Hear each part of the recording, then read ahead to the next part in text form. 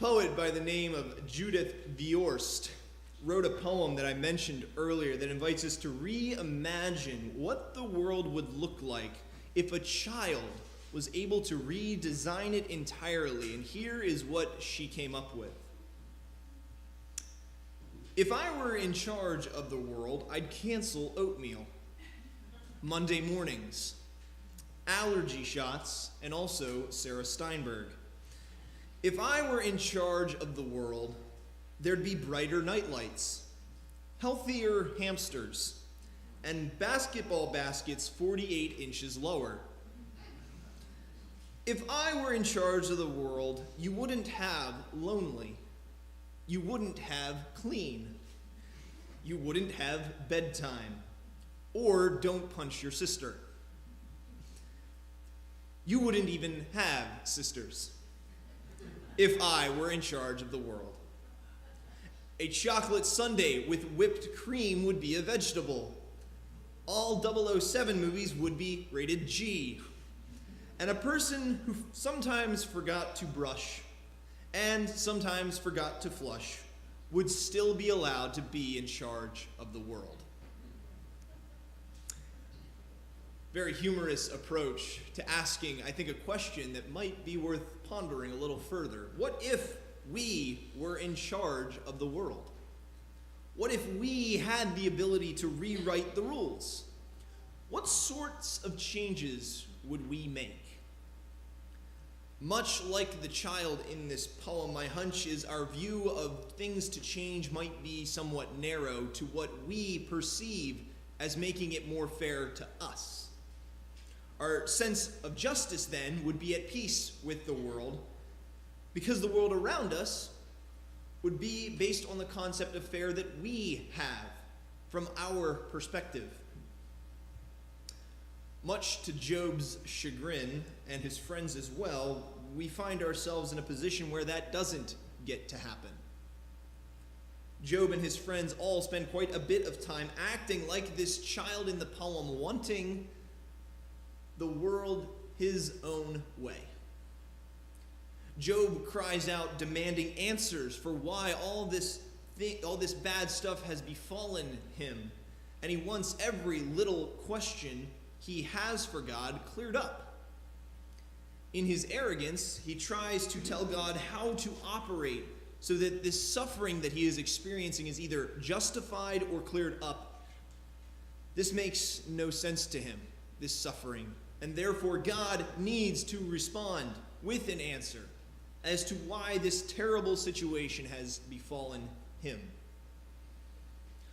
Up until now in Job, Job's friends have been little help at all either. They are in an even worse position than Job, trying to suggest that somehow Job angered God and that this terrible, terrible curse is simply the result of evil in his life from which he has not repented.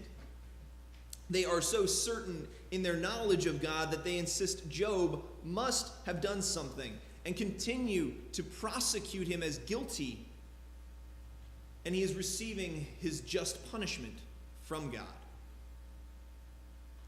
Then along comes Elihu, the youngest of Job's friends, who has spent this time entirely silent because of his youth, while his friends Eliphaz, Bildad, and Zophar plead their case, and Job responds with defense of his righteous life. Elihu has deferred from speaking up until now, but he can no longer bear this conversation that he is hearing. He proceeds to fill 6 whole chapters of Job by himself with a speech filled with self-righteousness and self-assured reinforcement of the 3 friends' accusation against Job that he is somehow guilty of some unrepented evil in his life. He doubles down on this idea throughout this entire speech. Now, in all fairness, as you read through Elihu's speech, he does make a good point that wisdom truly does come from God's Spirit within us. While age certainly helps in the process of gaining wisdom, it is ultimately God who opens our eyes to see that wisdom. And that's about all the farther he makes it before he falls short. Elihu's impassioned speech demonstrates how someone can say so many words and still say so little. While I'm not going to spend a lot of time on Elihu, I think it's important to note the time speaking and challenging Job's situation and his claims of innocence do little to reveal much other than his own pride and propensity to speak a lot. While he listened to Job, he did not fully understand Job's position. And he seemed to not have a complete understanding of exactly what Job was really saying in his arguments. Now, as Elihu begins to wind down in Job 37, all he's done so far is he's been trying to prove that he has this wisdom and understanding. But he ends his speech with this somewhat ironic statement.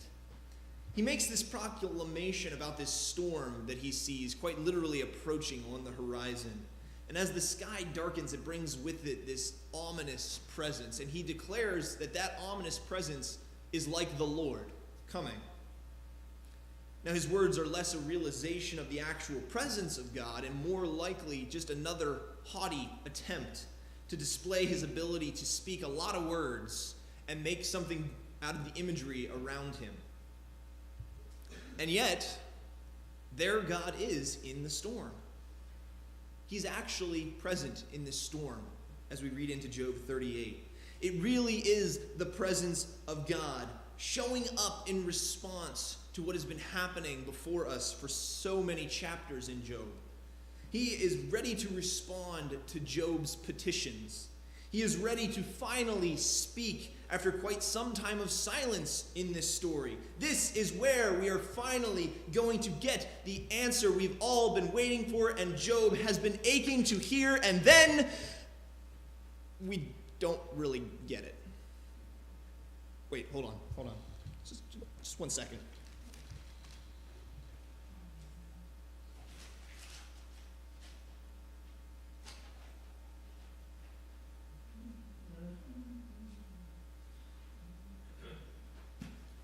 It's not there? This is the painful lesson of Job for all of us to hear. Job's story is not about finding all the answers to the problematic situations we see in the world today. It is about remembering who is God and who isn't. God's indignation at his arrival is very apparent in the way he yells at Job to brace himself like a man. These are men before him arguing about who God is, and they barely know him. Job has demanded an answer, and he will get one, but it will not be what he expects. God essentially shows up and tells Job to shut his yap about things he doesn't understand. God is going to ask Job a series of questions, and if he can answer them, truly answer them, then speak up, do so. God then demands answers from Job that no one except God could truly answer. And yet, along with the fury in God's questions, there's sort of a beauty to them. Let me explain. Job has spent plenty of time riddled with grief and demanding an answer from God to this awful situation.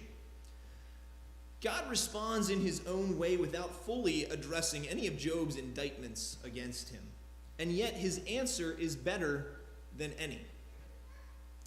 If we were to examine all of those challenging rhetorical questions that God asks, we would see how God moves from one part of creation to another, constantly asking about even the finest details about them. Could Job handle the job of creating out of nothing? Could he care for the world the way God does? Could he even understand the minute value of every little thing that God has done to make his creation a beautiful place? If you read into the text of God's response to Job, God's response drips and oozes with this almighty wisdom that cries to us to humble ourselves and realize that God is more than just an automated vending machine that dispenses good for good and bad for bad. It calls to us to recognize the beauty of the roaring lion that is God. The speech that's given by God is sort of reminiscent to me of the lion Aslan from the Chronicles of Narnia series. He is wise and he is good, but he is also terrifying if you get on his bad side. And yet there is still this gentleness within him. God displays his immense authority to Job in the midst of this raging storm. Can you just imagine sitting in the midst of this cyclone around you with thunder booming and lightning flashing, rain beating down on you, and there is God. And then at the same time, God shows up to Elijah in this barely audible whisper. The ultimate realization for Job is not that he deserves good or bad or even an answer for either one, but that God is always there in the midst of it all. Even as the sun shines, even as the rain beats against his rotting sores, and even as the thunder rolls and the lightning cracks down from the black clouds, God stands there with him. He is good and he is always present. And he longs that we trust him through all of it. It also means we may not always get an answer when we want it. It may mean we wrestle at length with what is going on and why God doesn't change our predicaments so readily. It simply means that we trust that God knows what is going on, and we trust in him above all things at the end of the day. How many of us truly see God in the midst of the good and the bad? On the highest mountain and in the lowest valleys, do we trust God is with us even when we can't see him? There's this great scene from the classic movie Forrest Gump, in which Lieutenant Dan, Forrest's good friend, rails against God. Lieutenant Dan has been sent to Vietnam, and while he was there, his legs have been blown out from underneath him completely. To him, his life as he knew it was now over. He fell into an awful funk of despair, and that led to an abuse of drugs and alcohol. He lost all desire to live. When Dan and Forrest meet up again on Forrest's shrimp boat, a storm comes up. Dan climbs the netting to the highest mast, and there, swaying and swinging in the gale, he vents this anger toward God.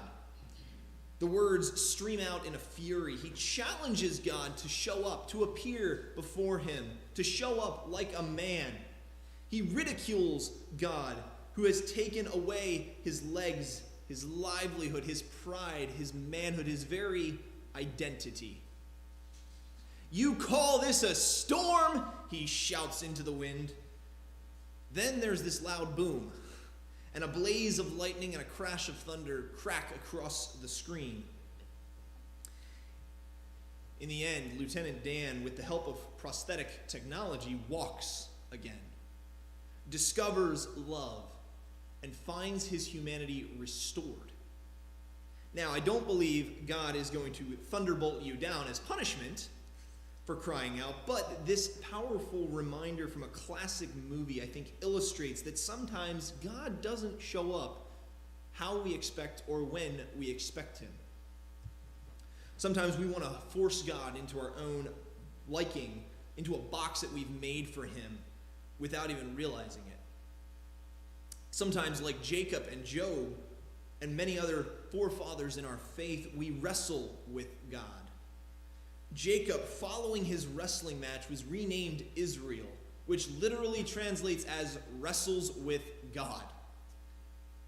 It became the name for the group of people who would be God's people to share his message, meant to share God's name and bring him glory throughout the entire earth. It is that same family into which we are grafted through Jesus Christ, as Paul describes in Romans chapter 11, it kind of comes with the territory then to wrestle with God sometimes. And when we choose to step into the ring with God, what we often find is we're a lot tinier than he is. And we often walk away with quite a limp. But maybe that's not such a bad thing after all. You see, Job and many others in the scriptures who fought with God learn pretty quickly that God is the creator.